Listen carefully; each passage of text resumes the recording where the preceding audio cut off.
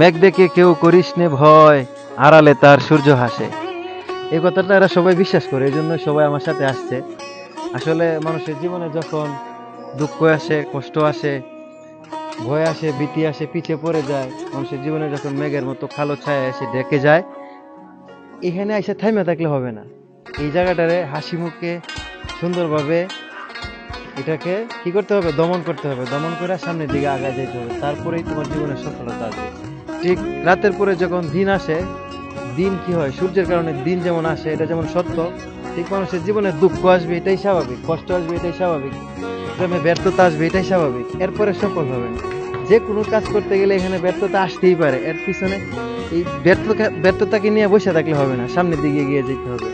তাহলে আপনি সফল হবেন। পরিশ্রম করতে হবে, তো লক্ষ্য নির্ধারণ করতে হবে। আপনি জীবনে কোন জায়গাটায় যাইতে চাইতেছেন, আপনি কি করতে চাইতেছেন, এই ধরনের একটা মনোছবি মনের মধ্যে আঁকবেন যে আমি আগামী 5 বছর পরে ডক্টর হইতে চাইতেছি, ইঞ্জিনিয়ার হইতে চাইতেছি, বা দেশের বাইরে যেয়ে ভালো কিছু একটা করতে চাইতেছি, বা ভালো আমি একটা বিজনেসম্যান হইতে চাইতেছি, ভালো একজন কৃষক হইতে চাইতেছি।